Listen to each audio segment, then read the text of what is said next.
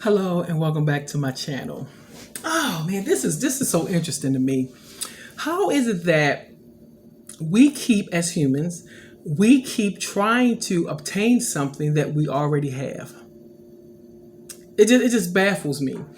When I look at people who worship Satan, people who are admirers and worshipers and followers with Aleister Crowley, it baffles me because they're thinking that we are free. We can do what we want. And what is the Crowley's thing is, do with thy will is the whole of the law. Well, correct me if I'm wrong, but didn't God already say he gave us free will? That's the reason why Satan was kicked out of heaven. That's why, not kicked, but guided, brought out and changed and escorted out of heaven. He didn't want us to have free will. He felt like God had all his power. He should be telling us what to do. And it got to the point where he not only wanted the power and authority and glory that God had, he wanted to be above it and have more than him. So when people say they are following these figures, it just baffling me to me is that you're following them to get something that you already have. You already have free will. The only difference in the free wills that they are, hold on, let me sorry about that, because I know the thing about to do something. Okay, hold up, wait a minute. Okay, hold up. Is this stopped? Okay, I think I stopped it. Wait a minute. Sorry about that. The only free will, the difference is this. God's free will says, I'm giving you free will.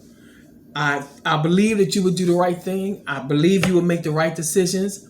However, if you don't, there's some consequences.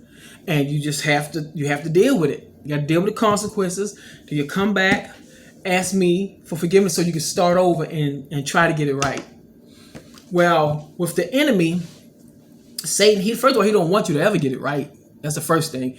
He can't give you something that you already have. That's another thing. That's why people say, oh, this person sold their soul. No, you think you sold your soul because you can't sell something that you don't own. You don't own your soul. You have rights to it, but you don't own it. You know, it's like if you have an apartment, you have a right to your apartment and your privacy, but you don't own it. You know what I'm saying? So nonetheless, I just want people to kind of get this. And because we'll say, like I said again, he don't want you to get anything right. He wants you to believe that you can live however you want to live. There's no consequences whatsoever, but you see daily that there's consequences. If you don't tie your shoe and you start running, what you're likely to do? You're likely to trip and fall. If you drink an alcohol and you're like, I like the taste, it's cool, I'm just socializing, but then you keep drinking, and you can feel the change in your whole demeanor. Now you're stumbling, you're falling, you're throwing up, you're doing all this stuff, and half the time you can't remember what happened. Or you're doing something that you wouldn't have normally probably would have did in the first place, but now you're doing it because you got an excuse, in a sense, you know. So, and check out this Crowley dude. He was a musician and all these other things they claimed him to be, but the thing about it was he was just like was saying, he was a master manipulator. He was a master manipulator. He believed again that you should be able to love and not love, but sex who you want. He got high, and he sexed male, female, animals, whatever he can get his hands on. But yet, people want to follow him like he's this big breath of fresh air, and we can do it at our will. We can do what we want to do. Again, no repercussions. But what he wanted you to follow was his stuff. If you follow his history, look at the little documentaries on the internet, on YouTube. You will see that the people he came across, he manipulated them. And he talked in such a way to get them to be convinced that what he was trying to do with them was a good deal. Not that they willingly did it. It was manipulation. Manipulation is sinful. But again, you cannot give somebody something that you do not own. You cannot give somebody something that they already have.